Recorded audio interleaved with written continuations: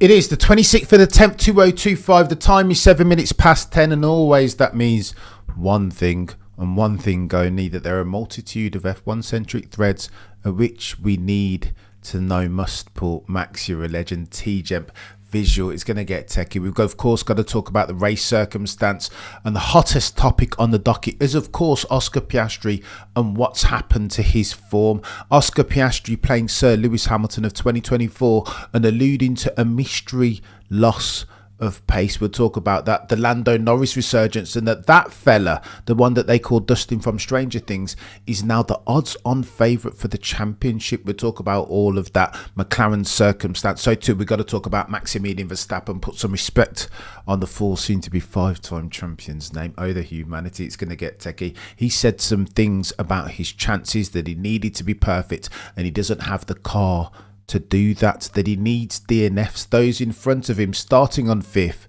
to fail at the altar of reliability potentially, or a cheeky love kiss as the McLarens did in previous race circumstance. It is indeed race day. We'll talk about Oscar Piastri's form. We'll talk about Andrea Stella talking about Oscar Piastri. He said some things that alludes to Oscar Piastri's not being good around Mexico. Low grip circumstance, never has been, never will, owing to his driving style. We'll talk about Sir Lewis as well, saying that he's going to go super racy going into turn one, as you might expect from Sir Lewis, Carl, Davidson, Hamilton.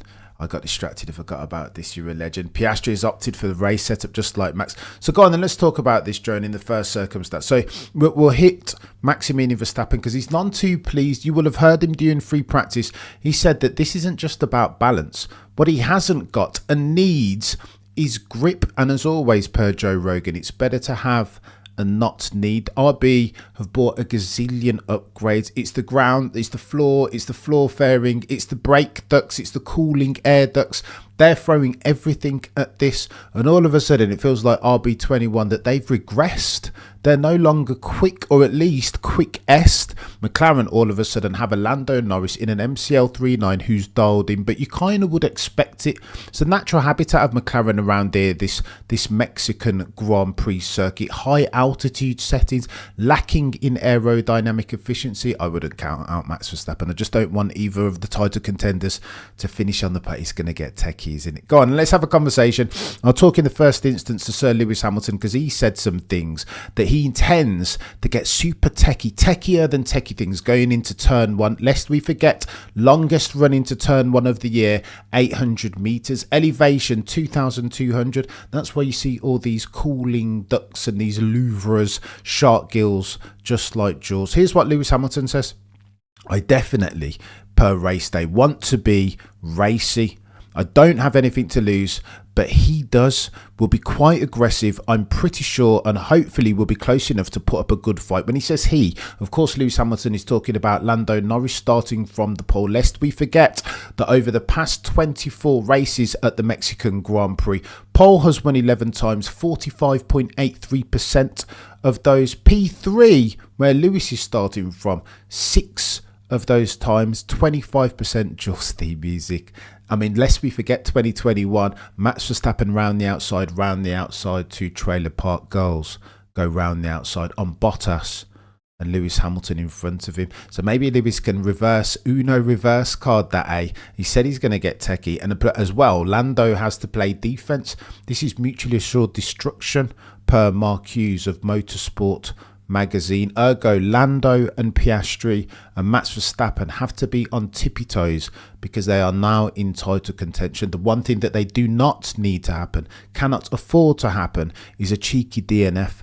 Lewis Hamilton continues with his asymmetric risk theory. It's been a long time since I've been up here in the post-qualifying press conference, he says this, so it feels fresh.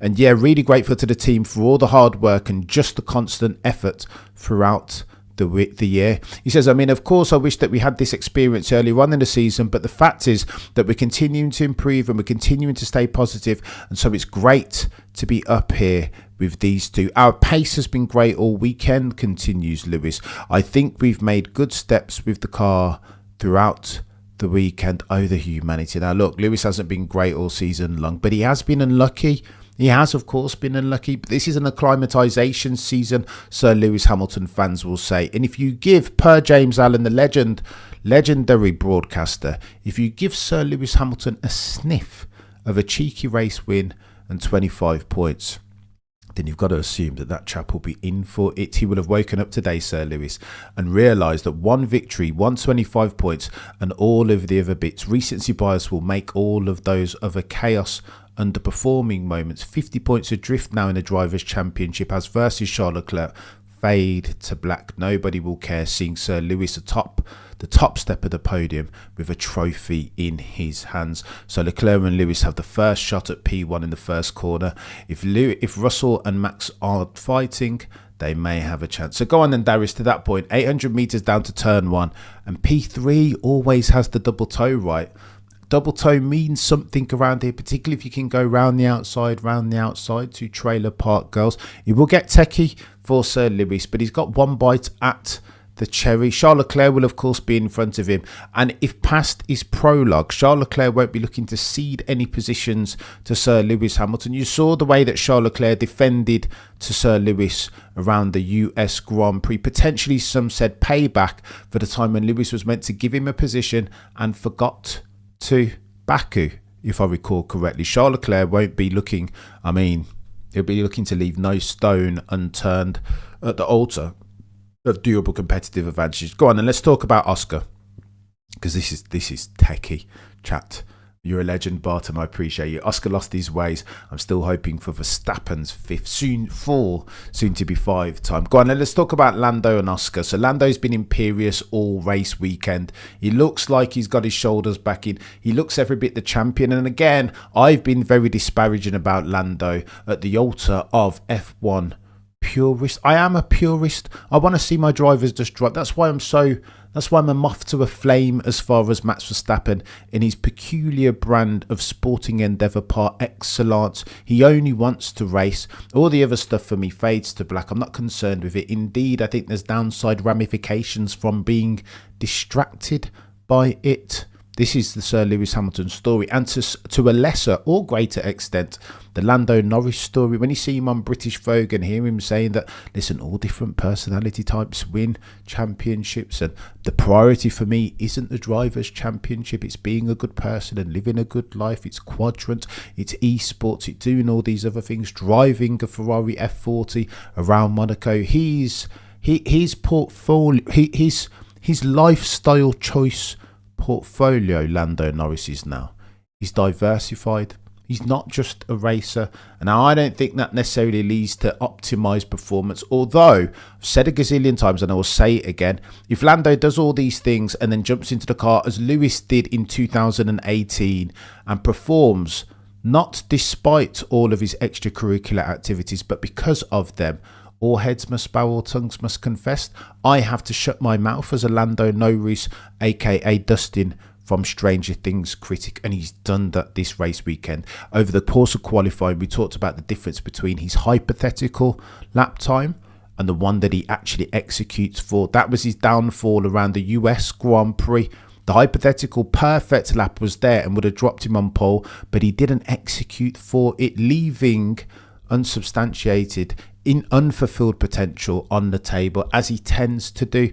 Here, however, at the Mexican Grand Prix, the lap that Lando ended up doing was the perfect lap. That's what we want to see for the dude, trending towards Max Verstappen and Sir Lewis Hamilton levels of execution and performance. Now, he'll have to do that consistently over the next 5 Grand Prix, starting at the Mexican a little later on today. But is this a start? You bet your bottom dollar it is. And the bookmakers are taking heed. Hitherto, Oscar Piastri has been the favourite. Odds-on favourite for the Drivers' Championship. Now, however, on the back of the performance that Lando put down and the change in circumstance at McLaren, now Oscar Piastri is no longer your odds-on favourite. He's not even your favourite. Lando Norris is. They give him, if you run the Drivers' Championship under the current circumstances 100 times, they give Lando Norris a greater than 50% chance of winning it. Oh, the humanity. Oscar Piastri is now your 3rd favourite. Max Verstappen is your 2nd. They give that fella 20% chance of winning it. It's all gone chaotic. Now, why is this? Of course, you've got to talk about Lando's resurgence, but an equal and opposite corresponding downfall in form is what Oscar Piastri is seeing. And why is that, chat? They put a microphone in front of Andrea Stella, and Scott Mitchell-Mam of The Race has written a brilliant article, and I want to take you through some of the bits and bobs, some of the theories. In the first instance, people are saying that Oscar Piastri just doesn't do well around these tracks. Low grip type bits and bobs. Mexican Grand Prix is one. It will be the same at Interlagos potentially. Similar around Abu Dhabi and Las Vegas. And so this isn't an anomalous circumstance now. This is the exception as far as Oscar's concerned that proves the rule. He will struggle, ladies and gentlemen of the F1 jury, over the next couple of races. And again, if we're talking about Mexican Grand Prix and past his prologue, Daniel Vellante pulls together a piece and he says, Oscar Piastri's never ever gone around here, so you would be therefore an abbot of unreason to expect any different. Daniel Vellante, again, God tier Twitter guy, all of your F1 stats, go and follow that chap. Says last year's Mexican Grand Prix for Oscar was the last time that Oscar failed to make it through to Q3. There's your Exhibit A. Mexico is one of the 6 times that Oscar's been eliminated, in Q1 in a GP format. Bahrain 23, Australia 23, Miami 23, Singapore 23, Mexico 24 and Las Vegas 23. It doesn't happen too often, but it's around these type of tracks when it does happen. That's when it does. His 8 points scored in Mexico are tied with Las Vegas for the fewest points among circuits he's raced at. Now, no, of course this isn't long form. We only have a short sample size as far as Oscar Piastri is concerned, because he's only been in F1 3 seasons. But I'm going to read these out again. This is important, chat, because past his prologue, Mexico is one of the 6 times that Oscar Piastri has been eliminated in Q1. So it was Mexico in 2024, eliminated in Q1, alongside Vegas 23, Singapore 23, Miami 23, Australia 23, Bahrain 23. 8 points scored in Mexico are tied with Las Vegas for the fewest points among circuits that Oscar Piastri's raced at. What are we doing, Ian Shaw? Cameron, are you still all chips down on Max? How could I not be, Ian? Seen what the dude's capable of. We'll get to that. I promise we'll get to Max. But he has to have the car. Max isn't capable of Mission Impossible, right? And I don't think he has the car as at the time of writing. But you're far too kind, Ian. We'll talk about Max next up. He's 8 points, right? We've read that out. Mexico is one of 7 tracks Oscar Piastri doesn't have a podium at. A win in Mexico would make it the 10th different track that Oscar Piastri has won at. So therefore, I say all that to say, past this prologue, Oscar Piastri was never going to go well around here. And Scott Mitchell-Mam has written a brilliant article over at The Race in which he's talked about all the sabotage theories. Now, Oscar Piastri fans, you can forgive them for looking at this circumstance and saying, what? Well, British team, Zach Brown, business affiliate formerly of Lando Norris at the altar of Quadrant. I mean, of course, Zach Brown will want his prodigal son, Lando Norris, to win. Of course, Zach Brown's on record as saying, well, yesterday, formerly, it was the Michael Schumacher era. Then it was Lewis. Before both of them, it was Ayrton Senna. Now we are heading into the Lando Norris era. Of course, Zach Brown will want to deliver on his prophecy. This is confirmation bias 101, is it not? You can see the glint in Zach Brown's eye when Lando Norris is on the top step of the podium. Of course he wants Lando Norris to win. Now, it's a very different thing, this mens rea from actus Reus. They are very different. One is manslaughter, one constitutes murder. Here's what I mean by that. To say that Zach Brown wants Zach Brown's prodigal son to win, Lando Norris, is one thing. That he has his thumb on the weighing scales of the competitive landscape, that it actually be unscrewing the bolts of Oscar Piastri is one thing altogether. That's slander. You would need some evidence to suggest that actual sabotage is going on. However, for Oscar Piastri fans around the world, as for Sir Lewis Hamilton fans in 24 and 23, can forgive them for trying to connect the causation dots for the avoidance of doubt. Correlation, comma, does not imply causation. Now that it looks like Oscar Piastri's form is falling off a cliff, I think there's an X-Blades. And Scott Mitchell-Mam talks to this. Now, Oscar Piastri said that this all feels like a bit of a mystery, his drop off in pace. Now, we know that there was damage in prior Grand Prix, US Grand Prix sprint. Have they fixed it? Andrea Stella says yes. that they don't need to change anything else. The floor's been changed, the monocoque, all of their machine tools and checking tells them that Oscar Piastri's car is okay, says Andrea Stella. Read into that what you will. When asked about his pace drop-off, Oscar Piastri did one of these. It's difficult to know. He said of the car that, quote, everything feels normal, but the gap was big in that session. It's been big all weekend, says Oscar Piastri. This isn't just happening over qualifying now. If past his prologue, Oscar Piastri had a habit over the course of race weekends, particularly in the first 9, when he won himself 4 poles and 5 Grand Prix victories. He had a tendency to build for a race weekend. Lando Norris would always come out the gate quick, wouldn't he? But then Oscar Piastri in the paid sessions, Q1, Q2, Q3, would bridge that gap. You would see convergence, and inevitably Oscar Piastri would get a cheeky pole, would out-qualify Lando Norris when the pressurised circumstance that is F1, a cheeky hot lap in Q3. Oscar Piastri would fare better with it. Of course, Lando got the suspension geometry. He now has the feedback through the steering wheel that he so requires to optimise for a cheeky hot lap. Oscar said that I don't even need that. If it's not a performance upgrade in absolute terms, miss me with it, Oscar said. But now all the pace has gone. But Oscar says everything feels normal, but the gap was big this weekend. It's been big all weekend. Oscar said, quote, there's been some things where I felt like I can tidy up and make some easy progress, but not all of it.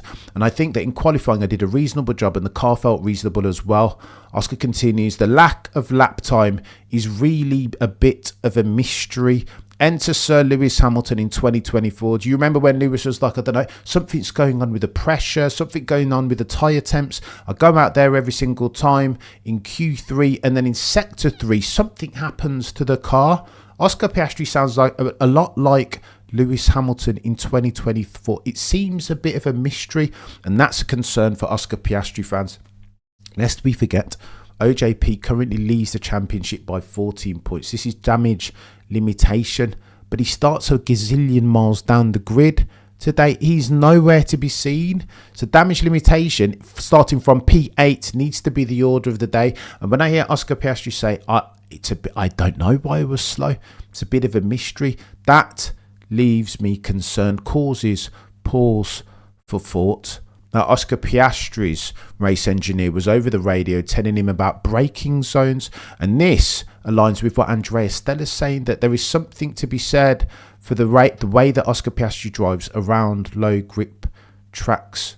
But Andrea Stella also wished to dispel myths and legends around Oscar Piastri driving a damaged car on the back of the cheeky love kiss sprint race US Grand Prix last race weekend. Here's what Scott Mitchell-Malm says. McLaren team principal Andrea Stella was asked whether a change of monocoque might be required, but was confident that Oscar Piastri's car is working as it should do.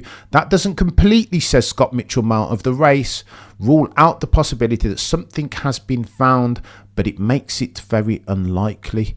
Every evidence, says Andrea Stella, every piece of data, every indirect measurement of information we have tells us that there is no problem with the car, and we have no reason to suspect that that's the case. The problem here is millions and millions of F1 fans all around the world will be doing F1 apophonia, connecting causation dots that should not be connected. Why all of a sudden, when Oscar Piastri was so goated in the first 9 races of the season, lest we forget, 4 poles, 5 race wins, and then in the succeeding 10, 1 pole, only 2 Grand Prix wins. What could cause such a drop-off? I mean, in the lines with Sir Lewis's form, right? 2021, God tier, and then since then, 2022, 2023, 24, almost nothing. Do you connect the dots and say, well, it's because Lewis is 40 years old and he's lost a tenth or two of pace and he's driving against 2 of the quickest drivers on the F1 grid in George as at 24 and now Charles Leclerc at 25? Or do you just say that's what it is? It's a apophonia. It's a conversation to be had. Scott Mitchell-Malm of the race continues. Stella instead believes that the answer to Oscar Piastri's drop in pace lies in driving technique, which has genuinely been extremely successful but has not proved entirely suited to the sliding and low grip conditions both at Austin and in Mexico, while Norris, more in tune with those demands but who has had his troubles elsewhere, proved that McLaren was the class of the field over one lap. For Piastri, it was more difficult. Stella summed it up as Norris excelling in low grip, Oscar Piastri excelling in high grip. So here's where it gets techie. Zach Brown has told us a gazillion times that Oscar in medium to high speed circumstances is braver as far as taking speed through their corners. Now, however, it's different though, because it's low grip, aerodynamic efficiency gone by the wayside. It's techie. It's Mexico, 2,200 meters elevation, 800 meters down to turn one. It is going to get techie. Andrea Stella says it's sliding tyres. This is where Lando Norris excels. He says, quote, Andrea Stella, by the way, and the way in which you generate lap time is a way that comes relatively naturally to Lando Norris in low grip circumstance and less naturally for Oscar. Lando is the driver of going on low grip. End of stint when the tyres are quite worn. The grip is low. It's where we see Lando go green sector. Oscar instead is more of a driver of high grip. That's where he can exploit his incredible talent. So the knock on Oscar Piastri's Achilles heel, a gazillion people have said, is tyre management, that he doesn't manage for the rears properly, or at least as well relatively as Lando Norris. That was the knock on him last season, and apparently that gremlin hasn't completely gone away, and that's why we're seeing, says Andrea Stella, the drop off in performance at Mexico, erstwhile Austin. He continues, nothing to worry about, says Andrea Stella. I think it's more calibration exercise for Oscar. I'm sure this calibration will pay off already in the race and in any future events in which the regime in which the tyre and car interact with tarmac is similar to here. Prior to the run in Mexico, Piastri suggested his troubles last weekend were specific to the circuit of the Americas, but during FP2 this weekend at Mexico, there was already a hint that there was something in common with the difficulties when race engineer Tom Stollard updated Piastri on Norris's pace, how he was braking. It's techie. I don't know what to say, chat. Jerome, you're a legend, mate. Welcome to the gang. Get yourself over to the community tab and shortly thereafter the Discord. Scott Mitchell breaks it down even further, even more granular in detail. He says that Piastri carried less pace than Norris through and out of turn 10 and 11 on his final lap, then lost a little more time through the stadium complex. It's techie, this. It is very techie. Go on. He's talking about specific turns, and again, the way that Oscar Piastri brakes as versus Lando Norris in low grip circumstances. Lost time into turn 10, turn 11 on his final lap, then lost a little more through the stadium complex, as has generally been the case this weekend. So this is an exception that proves the rule. This is how he's driving, chat. This isn't an anomalous circumstance. This is Oscar Piastri around Mexico. He's been much slower than Lando Norris, his teammate in the same car, all race weekend. Concerning. And the reason, says Scott Mitchell, is that he's not controlling the rear tyre temperatures as well as Lando, and that appeared to play a part in that. Piastri characterised it as losing a little bit everywhere, and while lap time loss is rarely uniform across the lap, it has been consistent, says Scott Mitchell of the race. Brilliant article, by the way. I will link it in the description. There's been no corner sequences during practice and qualifying where Norris hasn't been the quicker driver, and that could potentially be explained by an underlying car problem. However, it could also be aggregation of small deficiencies against a teammate who is on mighty form, with Stella summarising it as one driver is struggling a little bit and the other driver is really managed to perform at the best of what was available. And here we go. Scott Mitchell gets techier than techie things. On his final Q3 lap, he says he braked a little later than Norris. Oscar did than Norris for turn 1, but he lost around half a tenth by the apex. He couldn't carry the same speed through turn 2 as his teammate, and he loses through the right sequence, and his inferior exit added up to a deficit of around 2 tenths by the time he got through to turn 4. Something's going on here, chat. Lando Norris might be just putting it down. Now again, for the avoidance of doubt, you can forgive Oscar Piastri fans for putting on their tinfoil hats and crying foul injustice. Oscar Piastri sabotage. But if you look at the underlying, you can see where exactly Oscar Piastri is and has been losing time. Turn 4, turn 6 continues. Mitchell Malm has been a problem for Piastri earlier in the weekend, but Q3 was more in tune with it, actually pulled back some time to make the gap just under a tenth and a half, entering the fast sweeps of turn 7 and 11, despite Piastri typically being strongest in high-speed corners per Zach Brown. This is a section where Norris has a clear advantage throughout the weekend, building his advantage to almost 4.5 tenths by the entry to turn 12, which follows a short straight after sweepers. It's techie, this. And again, for the avoidance of doubt, your headline here is that Oscar Piastri P8 on a 116.174. Lando Norris is as near as makes no difference, 0.6 down the road, P1 on a 115.586. It's going to get techie. Now, for Lando, P1 is not a poison chalice quite, but P3 would have been ideal, where Lewis Hamilton starts from, but the margins are too fine. It's almost like you want to tell the truth and curse the devil, right? For Lando, put it on pole and then let's see if we can get our elbows out. However, and again, Lando is brilliant as he's been, the criticism has always been this. When he starts on pole or second, 40% of the time, Lando Norris loses a place over the course, or two, over the course of the first lap. Only 10% of the time when he starts on first or second does he gain a position. That, ladies and gentlemen, is chaos. That sounds a nightmare when you inject into the circumstance an 800-meter run-in down to turn 1 at round 20. It's going to get I can't wait. I'm here for it, chat. I cannot wait. 2021, I've been watching Mexican Grand Prix almost on repeat ad nauseum. Oscar can still podium 100%, but it's difficult to overtake around this. Surf source is the issue.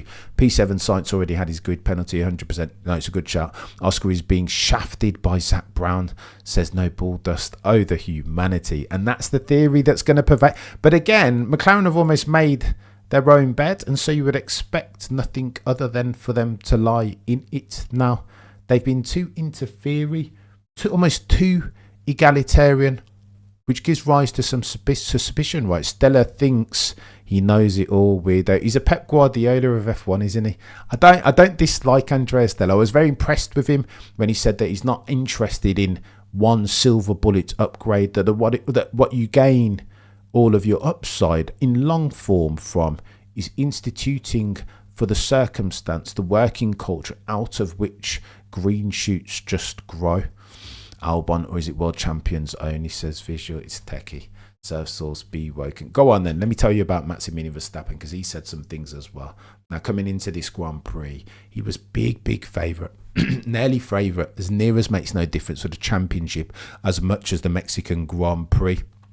But we knew one thing, as brilliant as Max Verstappen has been at Suzuka when he's been the difference in quali and the race, so too at Imola, so too at the British Grand Prix, same thing at Saudi.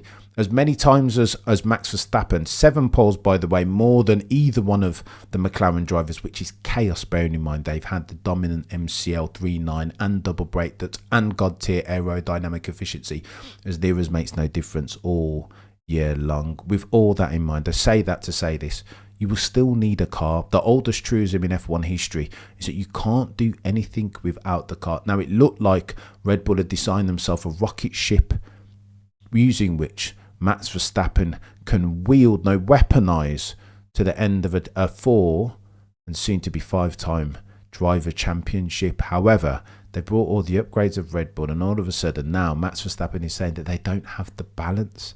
What? Don't have the balance, don't have the grip, they don't have anything requisite to challenge for a Mexican Grand Prix 25 points. Here's what Max Verstappen has said, and I feel like it's quite pointed here from Max, because he's not happy at all. He says you can do a lot with balance, but of course that doesn't solve everything. He's talking about tinkering for the setup, but now we're in Parc Ferme. For example, in Austin, he says, we were also very fast, but if you look at the race, we always have to manage a lot more in certain corners than, say, a McLaren or Ferrari. Max Verstappen is saying that he's being the difference still, upgrades notwithstanding. But in Austin, the car was good, so you can mask that. But here At Mexico, Max says, quote, if you don't even have a good balance or at least grip, then it is over. Max Verstappen saying that it is unrealistic, therefore, to say that he has a chance of being perfect and getting 25 points around here unless people do some silly things in front of him, not beyond the realm of possibility. Max continues, quote, I tried all the setup directions and nothing works. Maybe one direction drives a little better than another, but we were just too slow with that one too.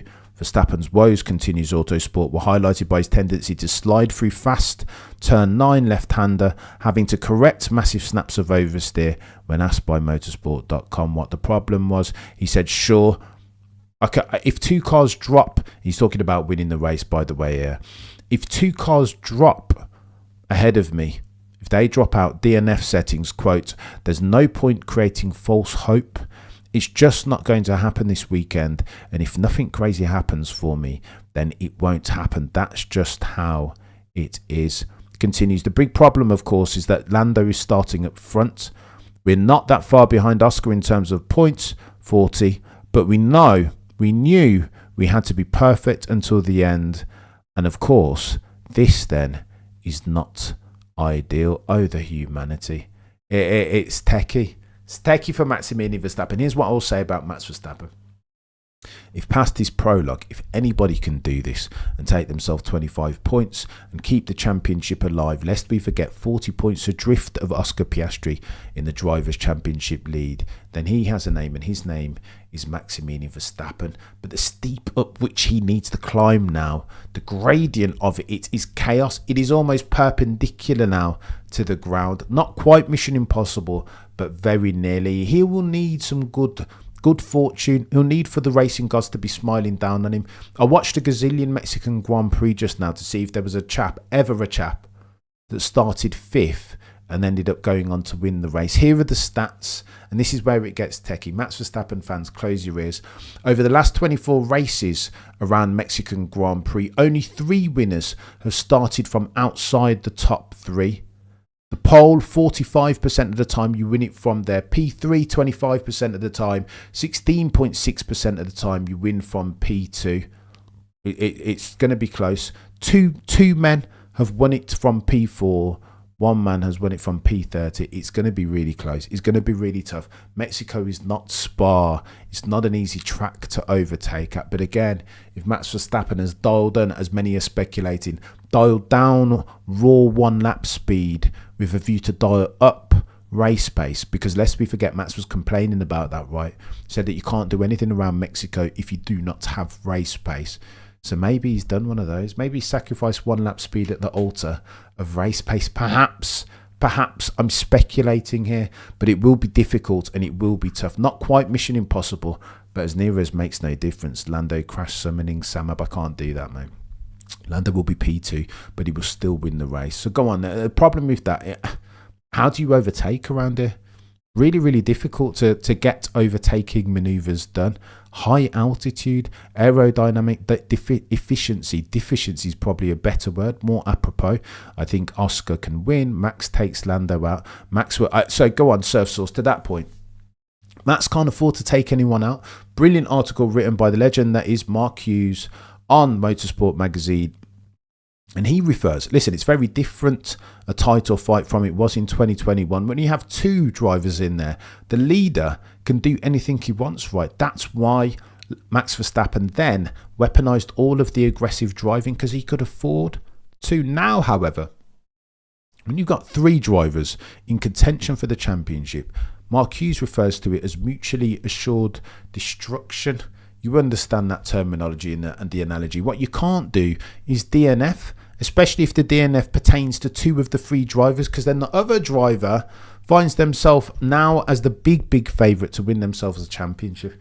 Going to get techie. The game is rigged, said Gerard. Oh, the humanity. Maybe Lando sacrificed race pace for 1 lap pace potentially, although I think that car's been good. What tells you that car is good is in FP2, the 21.0 in the dying embers of it on mediums. Lando was always going to be in and around 2.2k is high enough to make you out of breath walking upstairs. I know Cain Velasquez will tell you that. Fabricio Verdun way back in the day. We trust in Charles, Lewis and George and take out privilege. No, they're going to go hard. So go on then, talk to that point, Shannon. The grid for the avoidance of doubts looks something like this. Lando Norris will start on pole. Charles Leclerc starts on second. Lewis Hamilton in third. George Russell fourth. Max will start on fifth. Of those drivers, second, third and fourth in Leclerc, Hamilton and George have absolutely nothing to lose. Absolutely nothing. So there is a asymmetric risk management play from Lando. He's got to be on tiptoes. If he sees Leclerc coming round the outside and Hamilton going up his inside, he has to back out. He can't afford another DNF. It will get techier than techie things. Similar with Max. He's the meat in a Mercedes sandwich with George up ahead and Antonelli in behind. You can't afford to get into any shenanigans. It won't be the first. Antonelli cheeky DNF last race in conjunction with his old mate, or not so old mate, Carlos Sainz Jr. Max can't take that risk. A DNF would be like cancer for his chances of winning. Not his fourth, but his fifth. It's going to get techier than techie things. I, for one, can't wait. Lando engine. Oh, no, we can't do it. Corner one to be Mexican spicy. It is always spicy. It is always spicy. When you go 800 meters as you're running into turn one, if past his prologue, it will get techie. But the problem, I think if Max were in P3, it would be different. Look at this. How far is Max off P3? 116. Oh, not even that far. Look at that. Jeez. 1.5 tenths, barely. Max was close to being in P3, and that for me would have been the optimum position to start going into the Mexican Grand Prix. It's going to get taken. Piastri was a tractor on the straights, no driver experience required. Don't spam. Who's spamming? It's so obvious. Sabotage. I don't think so. Float like a bee. Don't think so. We've addressed it. If you're going to leverage sabotage claims, then you need to have sabotage evidence. This is Sagan's standard, right?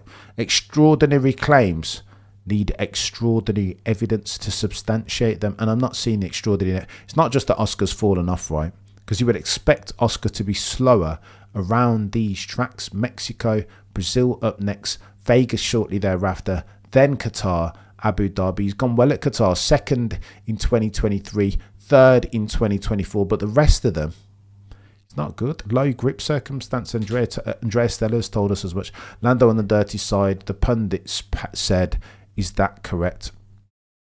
So Lando will start on the left-hand side. As you look at the grid, Lando will be on the left-hand side. The racing line is on the right-hand side. So yeah, second place gets... But it will all fade to black, right? Because the running's so long, 800 metres, they'll all converge with a view to get a toe or a cheeky double toe. So I don't think the dirty side makes that much difference. Although... four-door Mark 1, good name. Although, to that point, everybody's talking about the tyres. I think the softest compound tyres, the C5 around here, will be rendered a non-equity, a non-sequitur. They won't issue around here unless we get ourselves a cheeky safety car. It's going to get techie, and I can't wait. Your boy needs to go and prep. Between now and then, legends of F1 Guy, appreciate it. If you're a brand new member, get yourself over to the community tab, get yourself on the Discord. You are legends, each and every single one. TWM says, let me read out this from TWM. With Max and Lewis, the management is God tier. Lewis apparently doesn't think about tyres. And I don't believe that, TWM. And Max, we all know the story. So are the others God tier or just above average management? I think Lando's really good at when it comes to tyre. Not quite a tyre whisperer, but he's really good. Alex Albon, you know already, he's good at tyre whispering and minimising for some tyre deck. I just think Oscar struggles with it. Not ordinarily a high grip track, but a low grip one per Andrea Stella. He's always going to struggle. And again, I think of the next 4 tracks after Mexico, a lot of them will be similar, and that's why he struggled.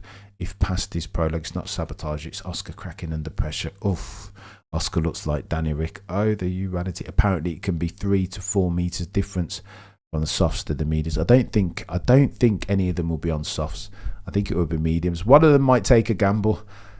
Let me introduce you to my friend Maximilian Verstappen. Listen, we go live 30 minutes before the race, and it will get techier than techie things. Between now and then, the prosecution rests. No further questions.